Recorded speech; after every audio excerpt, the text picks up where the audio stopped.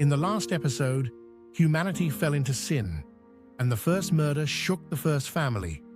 Cain went away from the presence of the Lord, but God raised another line through Seth, a family that began to call on the name of the Lord.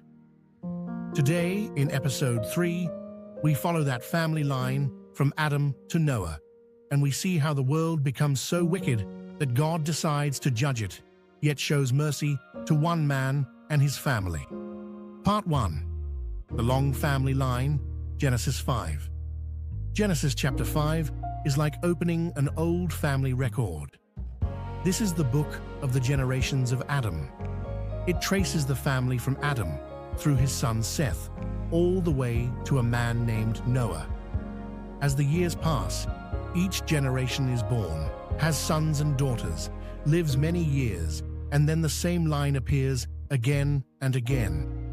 And he died. The promise of death from the garden has become a sad reality for every generation. The Bible says, Enoch walked with God, and he was not, for God took him. Instead of the usual words, and he died, Enoch is taken into God's presence, showing that close friendship with God is stronger than death. But in the middle of this long list, one name shines like a light: Enoch.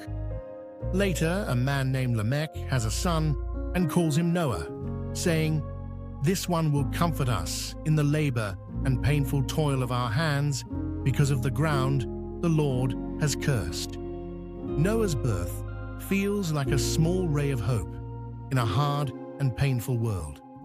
Part 2. A world full of evil, Genesis 6, 1-7. As people multiply on the earth, something else multiplies too: sin. Human beings grow in number, but they also grow in pride, violence, and rebellion against God. The world that God once called very good becomes dark and dangerous. The thoughts and intentions of the human heart are described as only evil all the time. Violence fills the earth, and people no longer care about God's ways. God sees this great wickedness and is deeply grieved. The one who lovingly made humans in his image now announces a hard word.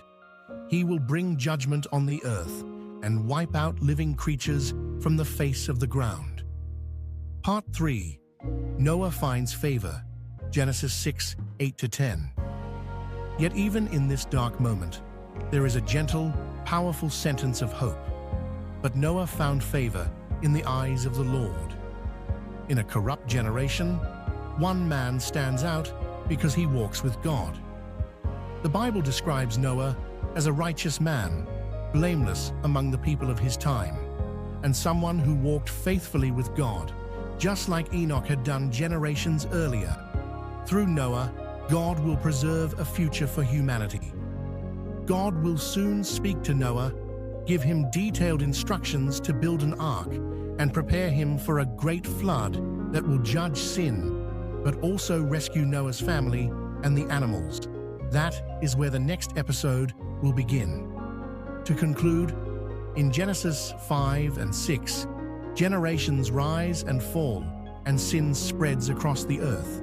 But God still sees, still speaks, and still chooses people who walk with him. If this episode helped you understand the story of the Bible better, remember to like, share, and subscribe. Join again for episode 4, where we see how God uses Noah and the ark in the great flood. May God bless you all.